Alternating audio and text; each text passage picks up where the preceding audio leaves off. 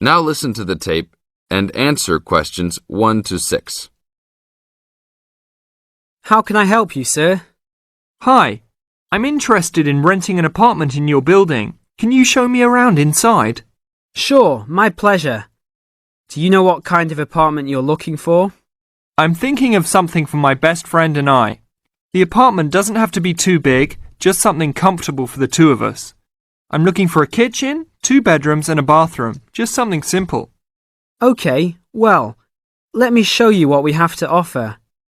We divide our apartments into 3 categories.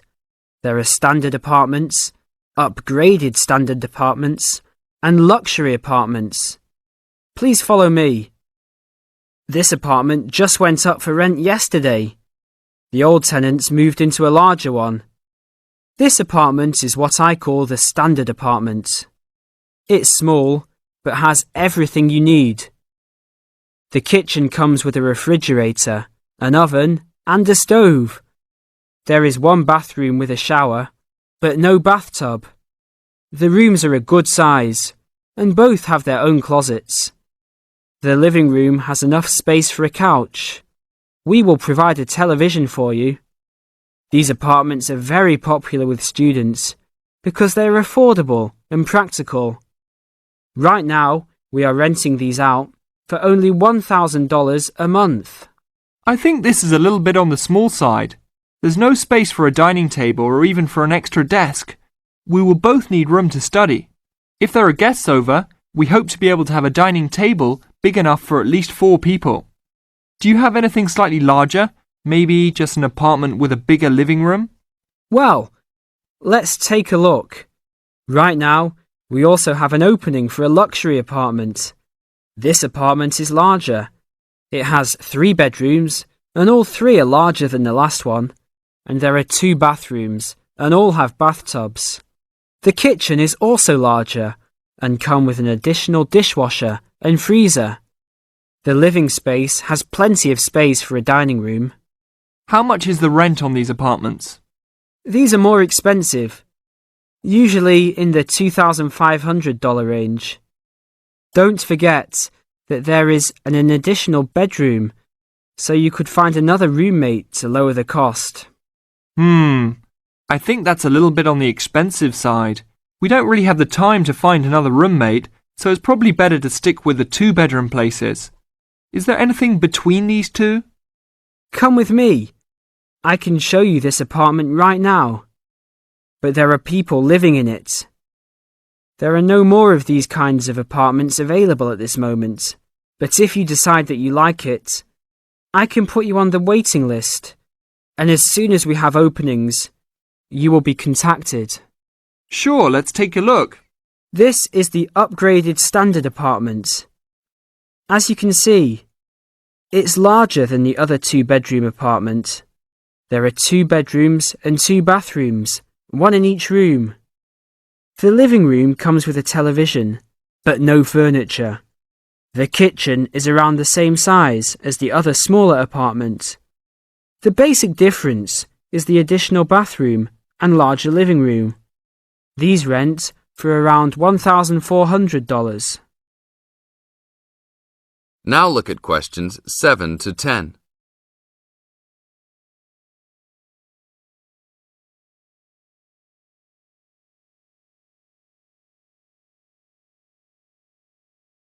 Now listen to the tape and answer questions 7 to 10.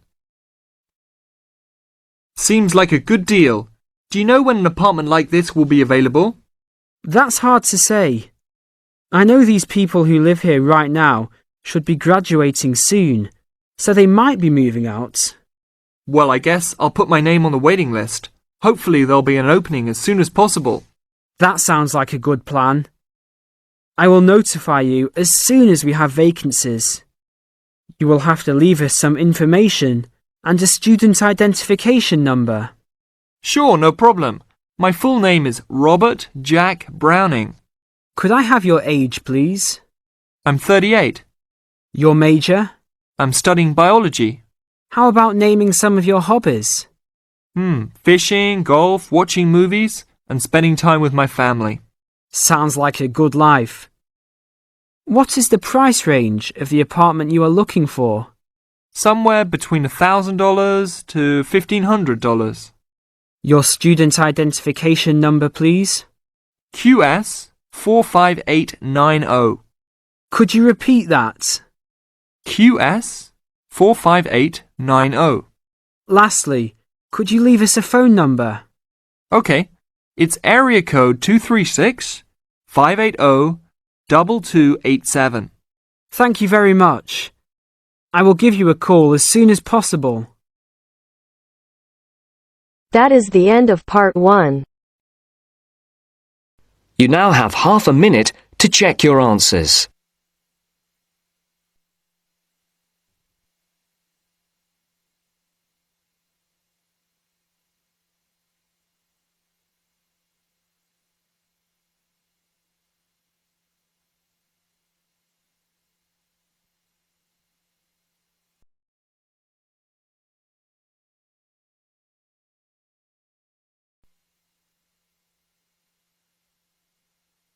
Now turns to part 2.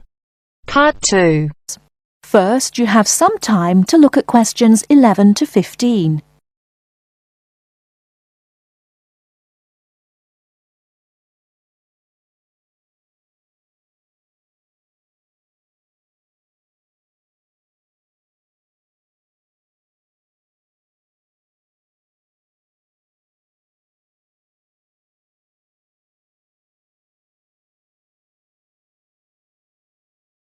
Now, listen carefully and answer questions 11 to 15.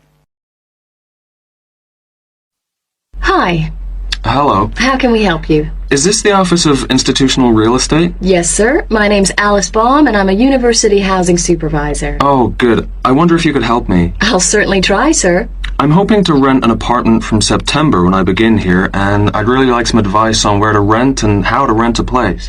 Advice on renting in Manhattan. We've got plenty of advice about that. The first thing to think about are the prices. New York is an expensive place to live, and Manhattan is the most expensive place in New York. Everyone wants to be here.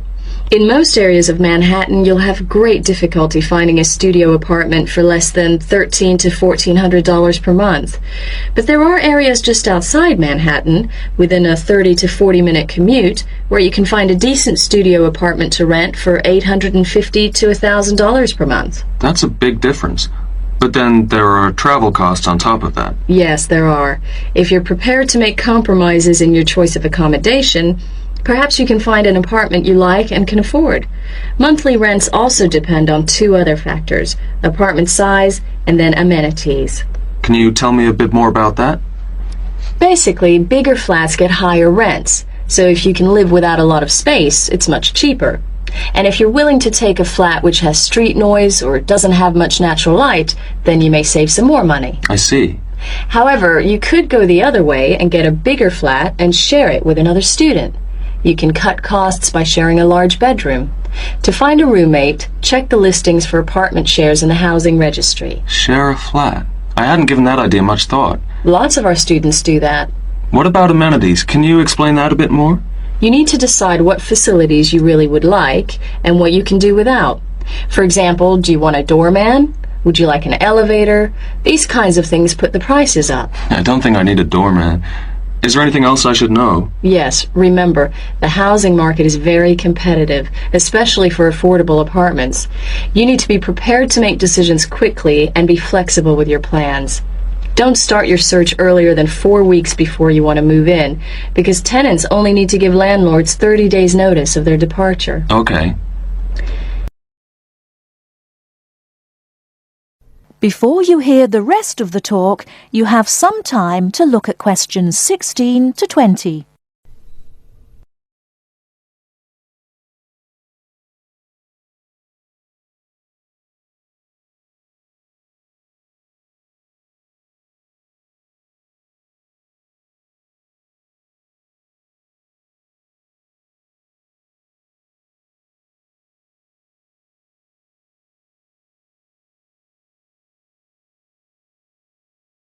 Now listen and answer questions 16 to 20.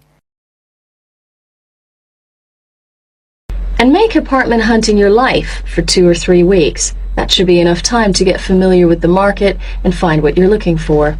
What's the best way of finding a place? There are really only 2 ways. You do it yourself, or you get someone else to do it for you. That sounds interesting. How do I do that? There are property brokers who will find a place for you. They can guide you to the property of your choice and help you with the paperwork. Wow, that sounds great. But they do charge you a commission fee. In Manhattan, expect to pay between 12 and 15% of the year's rent. That means if your rent is $1,000 a month, the broker's fee works out to $1,800. Oh, maybe not a broker then. And what's the other option again? Do the legwork yourself. Look in the classified ads, call landlord companies, and do online searches. Check out our website first. You mentioned paperwork. Could you tell me something about that? Sure. To rent an apartment, you may be asked to complete an application by your prospective landlord. You may also be asked to pay between $50 and $200 for credit reports. Landlords want to see evidence of steady income and good credit. I see. Because you're a full-time student, most landlords will require a guarantor, someone to guarantee you will pay the rent on time. And when the landlord approves your apartment application, be prepared to pay the first month's rent and the deposit when you sign the lease. That's a lot to think about, and it sounds like a lot of hard work. Thank you very much for the advice. You're very welcome, and good luck.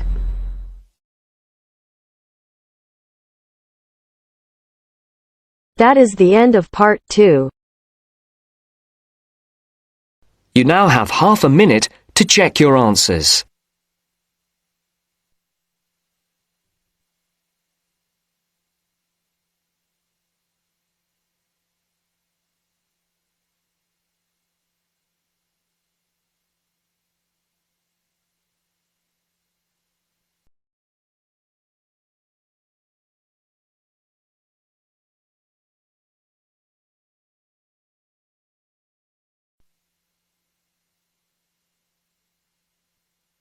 Now turns to part 3. Part 3. You will hear part of a radio program about do-it-yourself house painting. First, you have some time to look at questions 21 to 24.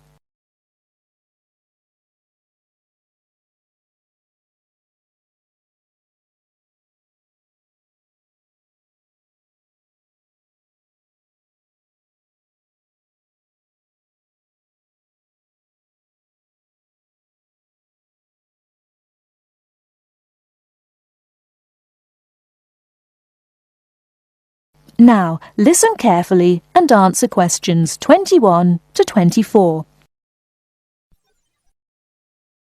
Good morning, everyone, and welcome to our weekly series on home improvements. Today's program is about do-it-yourself house painting. There's never been a better time for people who like to do their own interior house painting. Although people still lead very busy lives, thanks to the availability of various new DIY materials, you can now decorate your home in a more efficient and a more environmentally friendly way. In 2009 alone, approximately 53 million litres of the paint that was sold in the UK were left untouched. That's enough to fill 21 Olympic-sized swimming pools. It's easy to overestimate how much paint you'll need to decorate your room if you use guesswork. And if you know exactly how much paint is needed, you avoid unnecessary waste. There are automatic paint calculators available now. Most of the major paint manufacturers provide them. Look on their websites or just Google paint calculator and see what comes up. Then simply measure the circumference and height of the room in metres. Enter this into the calculator, along with the type of surface you're painting, and it will tell you how many litres of paint you'll need. But if you do end up with leftover paint, you can donate it to an organisation like Community Repaint. They will take the paint from you and redistribute it to local charities and voluntary organisations, so it goes to a good home.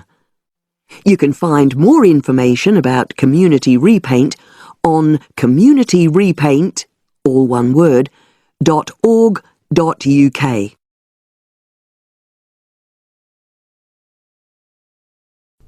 Before you hear the rest of the talk, you have some time to look at questions 25 to 30.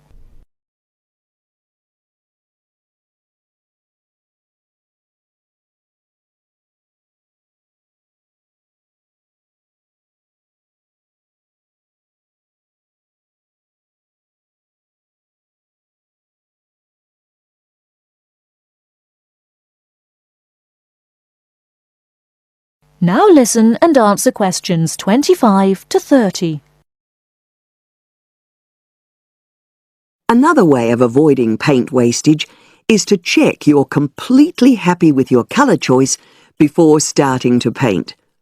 For example, you can get a small sample of the colour you're thinking of using, then paint a board and move it around the room, so you can see how it looks against your furnishings and in different lights. Also, it's always better to buy high-quality paints because you get what you pay for. If you buy cheap paint, you might need to apply 2 or 3 coats to achieve the same coverage that you'd get from 1 coat of a good quality paint. You could also spend a week on a job that could have been done in a day or 2. And consider the environment. Most paint manufacturers now sell water-based paints that don't contain harmful chemicals or give off harmful odours, so get one of these. You can also buy paint that's packaged in recyclable containers. There's a lot more choice than there used to be. You can only do a good job which will last if you prepare the surfaces thoroughly before painting. In fact, in many ways, if you want to do a professional-looking job, this is more important than the painting itself. If there are any cracks or patches of loose plaster, painting over them won't solve the problem. Take the plaster out and fill the holes, allowing enough time for the new plaster to dry. And you won't get a smooth finish if the walls are dusty or greasy. So washing with water isn't enough. Use a solution of decorator's soap and rinse well with warm water afterwards. When you're ready to paint, we suggest you use a medium pile roller for walls and ceilings. A lot of people tend to use short pile rollers, but these give a patchy finish, and that wastes paint and time. Similarly, long pile rollers can create a thick textured effect, which looks messy. The same goes for brushes. The stronger the bristles, the easier they are to wash and reuse. And as you've chosen a water-based paint, clean your brushes with cold water, because it's more energy efficient that way. As you're decorating, keep transferring small amounts of paint into a tray and keep topping it up when you need to. This reduces the chance of it being contaminated by dust and pieces of dirt. And finally, water-based paint doesn't have a lingering smell, so that's not an issue anymore. But it's airflow rather than heat that helps the paint dry quicker.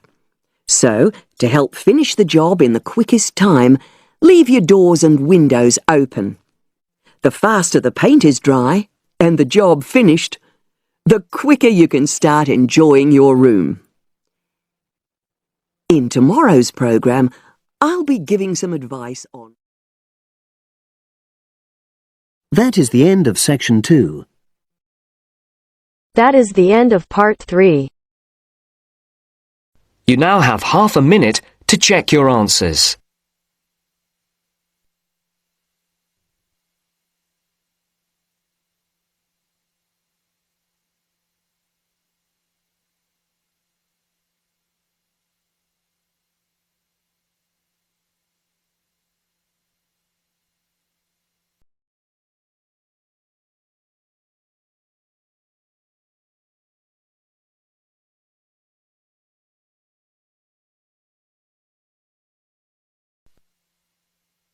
Now turns to Part 4. Part 4. You will hear an extract from a university lecture on the topic of marketing. First, you have some time to look at questions 31 to 40.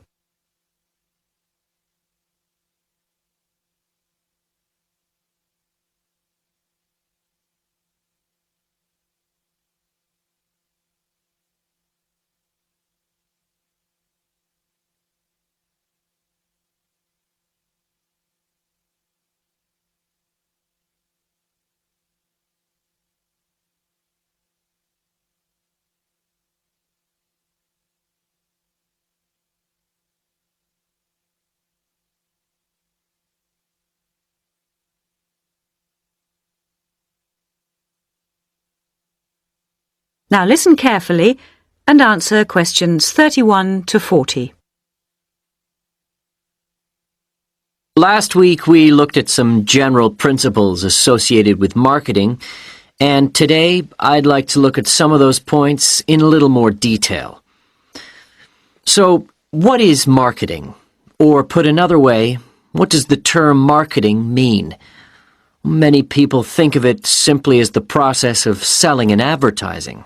And this is hardly surprising when every day we are bombarded with television adverts, mail shots, and telephone sales. But selling and advertising are only two functions of marketing. In fact, marketing, more than any other business function, deals with customers. So perhaps the simplest definition is this one. Marketing is the delivery of customer value and satisfaction at a profit. In other words, finding customers, keeping those customers happy, and making money out of the process. The most basic concept underlying marketing is the concept of human needs. These include basic physical needs for things like food, as well as warmth and safety.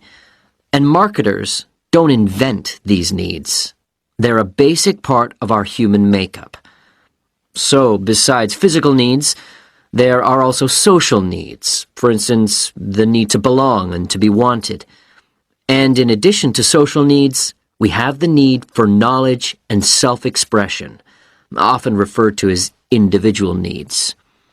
As societies evolve, members of that society start to see things not so much in terms of what they need, but in terms of what they want. And when people have enough money, these wants become demands. Now, it's important for the managers in a company to understand what their customers want if they're going to create effective marketing strategies. So there are various ways of doing this. One way at supermarkets, for instance, is to interview customers while they're doing their shopping. They can be asked about their buying preferences, and then the results of the survey can be analyzed. This provides reliable feedback on which to base future marketing strategies.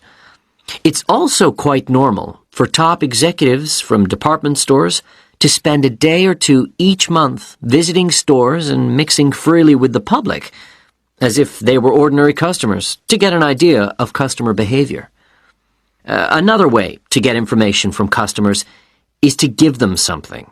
For instance, some fast food outlets give away vouchers in magazines or on the street that entitle customers to get part of their meal for nothing. As well as being a good way of attracting customers into the restaurants to spend their money, it also allows the managers to get a feel for where to advertise and which age groups to target.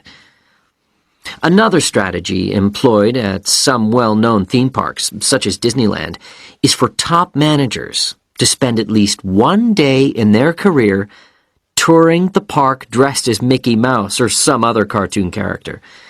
This provides them with the perfect opportunity to survey the scene and watch the customers without being noticed.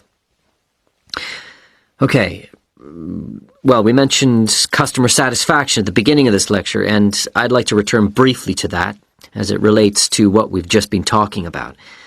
If the performance of a product falls short of the customer's expectations, the buyer is going to be dissatisfied. In other words, if the product you buy isn't as good as you'd expected, then the chances are you'll be unhappy about it.